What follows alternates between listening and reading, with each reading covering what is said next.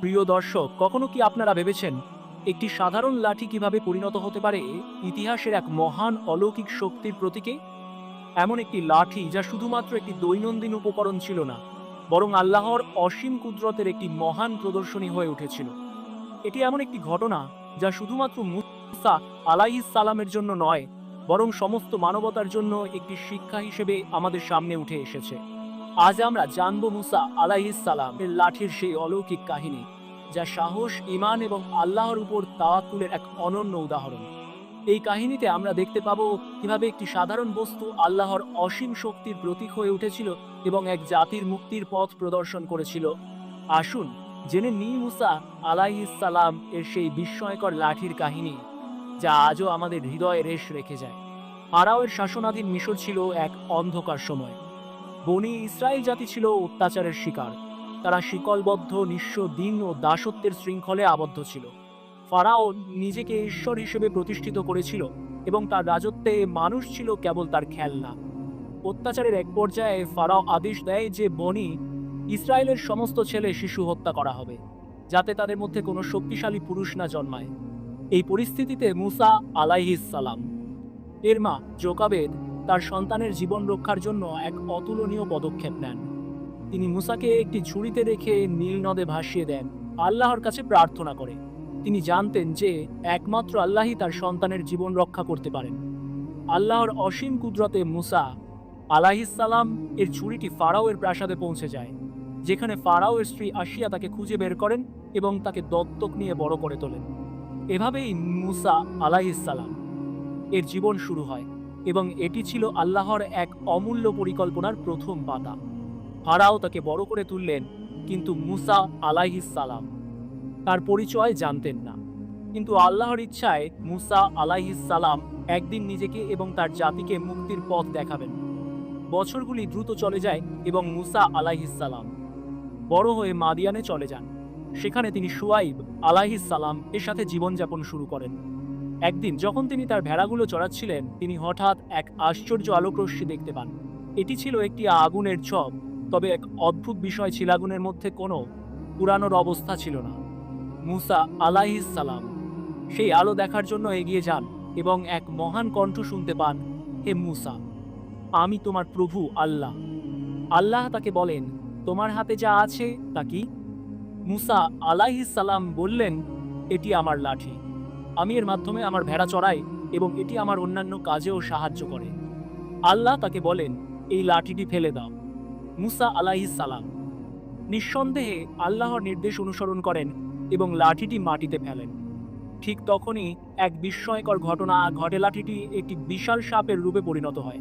সাপটি পুরো ঝোপের চারপাশে ঘুরতে থাকে এবং তার নড়াচড়ার শব্দ ভয়ঙ্কর হয়ে ওঠে। মুসা আলাইহিস সালাম স্বাভাবিকভাবেই ভয় পেয়ে পিছনে সরে যান, তবে আল্লাহ তাকে সাহস দিয়ে বলেন, ভয় পেও না, এটি আবার তোমার লাঠিতে পরিণত হবে।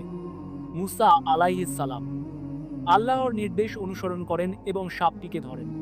ঠিক তখনই সাপটি আবার তার পূর্বের অবস্থায় ফিরে আসে, একটি সাধারণ লাঠি হয়ে যায়।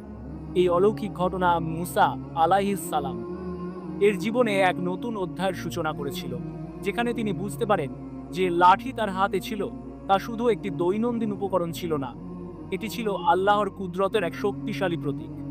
মুসা আলাইহি আসসালাম এর জীবনে এক বড় পরিবর্তন আসে যখন আল্লাহ তাকে মিশরের ফারাওয়ের দরবারে পাঠানোর নির্দেশ দেন। মুসা আলাইহিস সালাম এবং তার ভাই হারুন আলাইহিস সালাম ফারাওয়ের কাছে যান এবং তাকে আল্লাহর একত্ববাদ এবং মানবতার বার্তা পৌঁছানোর চেষ্টা করেন। তারা শান্তিপূর্ণভাবে তাকে বলেন, আমরা আল্লাহর প্রেরিত নবী, আল্লাহ তোমাকে সত্যের পথে আহ্বান করছেন। ফারাও তাদের কথা শুনে বললেন, তোমরা কি আমার শক্তি চ্যালেঞ্জ করতে এসেছো? আমি তো নিজেকে ঈশ্বর বলে দাবি করি। মুসা আলাইহিস সালাম শান্তভাবে বললেন, আমি তোমাকে মিথ্যা কিছু বলিনি। আমি আল্লাহর একমাত্র প্রেরিত নবী।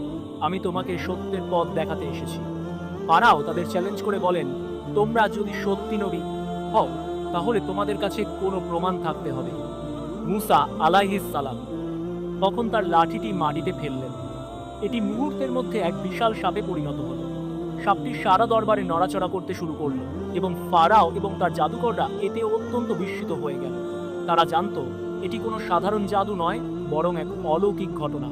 কিন্তু ফারাও তখনও এক চুলো সৎ হতে রাজি ছিল না এবং দাবি করলেন, এটি তোমাদের জাদু, আমি এর মাধ্যমে কিছু বোঝার চেষ্টা করব। ফারাও এবং তার জাদুকররা মুসা আলাইহিস সালাম এর জন্য একটি বড় চ্যালেঞ্জ ছুড়ে দেন, তবে তাদের সমস্ত চেষ্টা ব্যর্থ হয়। এক সময় ফারাও মুসা আলাইহিস সালাম এবং বনি ইসরায়েলের পিছু নিয়ে তাদের ধাওয়া করতে শুরু করে। বনি ইসরায়েলরা রাতের অন্ধকারে মিশর ছেড়ে পালিয়ে যায়, কিন্তু তারা পৌঁছে যায় লাল সাগরের তীরে। তাদের সামনে বিশাল সমুদ্র এবং পিছনে ফারাওয়ের সেনাবাহিনী অবস্থায় তারা ভয় পেয়ে গিয়ে বলল, এখন আমরা ধরা পড়ো, এখন আমরা কি করব? মুসা আলাইহিস সালাম তখন তাদের শান্ত করে বললেন, ও ভয় পেও না, আল্লাহ আমাদের সাথে আছেন, তিনি আমাদের রক্ষা করবেন। আল্লাহ তখন মুসা আলাইহিস সালাম কে নির্দেশ দেন তার লাঠিটি সমুদ্রের দিকে আঘাত করতে। মুসা আলাইহিস সালাম আল্লাহর নির্দেশ মেনে তার লাঠিটি সমুদ্রের উপর আঘাত করলেন।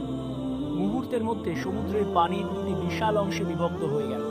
মাঝখানে একটি শুকনো পথ তৈরি হলো এবং বনি ইসরায়েল সেই পথ দিয়ে নিরাপদে পার হয়ে গেল।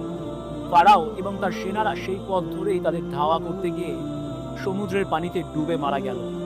এভাবে আল্লাহ তার প্রমাণে দেখালেন তিনি কতটা মহাশক্তিমান। মুসা আলাইহি ওয়াসাল্লাম এর লাঠি শুধু একটি দৈনন্দিন বস্তু ছিল না, এটি ছিল আল্লাহর কুদরতের একটি নিদর্শন।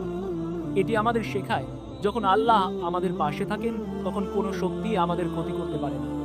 আল্লাহর প্রতি ঈমান এবং তাওয়াক্কুল আমাদের জীবনে সব বাধা অতিক্রম করতে সাহায্য করে। এই কাহিনী আমাদের জন্য এক গুরুত্বপূর্ণ শিক্ষা। যখনই আমাদের জীবনে কঠিন সময় আসে তখন আমরা যেন আল্লাহর উপর পূর্ণ আস্থা রাখি, কারণ তিনি আমাদের জন্য সমস্ত সমাধান নিয়ে আসেন।